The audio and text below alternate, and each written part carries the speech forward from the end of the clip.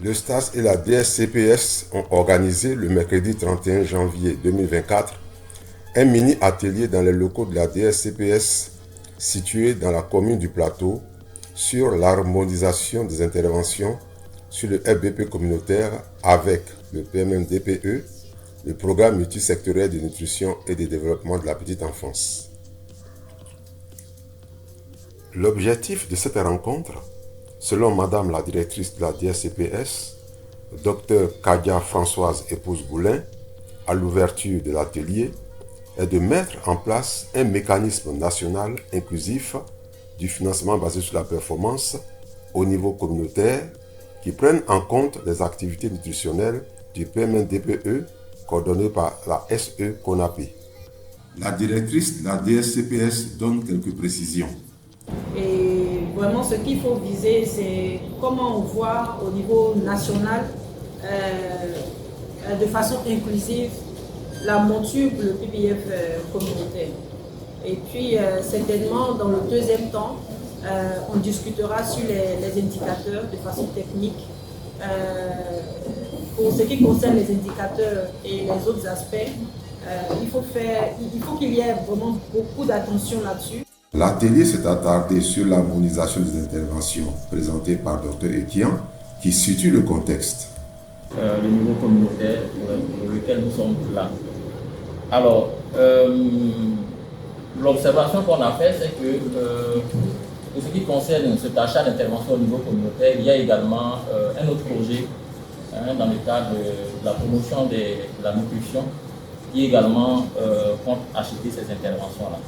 Alors, est-ce qu'il faut laisser que ces deux projets évoluent de façon, je dis, parallèle, ou bien il faut faire une mise en commun pour pouvoir capitaliser les ressources? Je pense que c'est l'objectif qui nous réunit ici. On doit pouvoir s'accorder sur les éléments essentiels qui devraient pouvoir nous permettre de mener ces deux projets-là de façon intégrée. Donc, la prochaine étape va concerner la présentation de l'approche comparative. Donc, nous avons essayé de recouper les deux approches pour voir un peu les points de discordance qui font l'objet de l'échange tout à l'heure. Au total, les points d'harmonisation sont les suivants. Au niveau de la fonction d'achat, le ministère de l'économie et des finances et les partenaires techniques et financiers sont les acheteurs. Au niveau de la fonction payeur, pour le PMN-DPE et pour le FVP communautaire, c'est l'UCP Santé Banque mondiale. Au niveau des régulateurs, le premier niveau regroupe les centres de coordination habituels de la santé communautaire, élargis au SE CONAPE et au STAS. Au niveau régional, il faut matcher le comité local régional et le CORNAPE. Au niveau départemental, c'est le comité local départemental avec la perspective de la mise en place d'une entité départementale du PMN-DPE. Au niveau sous-préfectoral, c'est de matcher le comité local sous-préfectoral de la santé communautaire avec le CORNAPE. Au niveau des prestataires communautaires, ce sont les agents de la santé communautaire, ASC. Il faudra harmoniser le contenu des différentes entités qui sont le franc et le CDV. Il ne devrait pas exister dans la même localité le franc et le CDV en même temps. L'entité contractante est le GAC, le groupement d'action communautaire. Au niveau des indicateurs, un exercice de reformulation a été fait pour les harmoniser. Au niveau des outils de collecte, il a été retenu un seul outil pour la collecte et un seul outil pour le rapportage. Un groupe restreint devra terminer l'exercice. Concernant les entités d'appui, la vérification sera organisée par un comité d'experts au niveau local avec les collectivités décentralisées.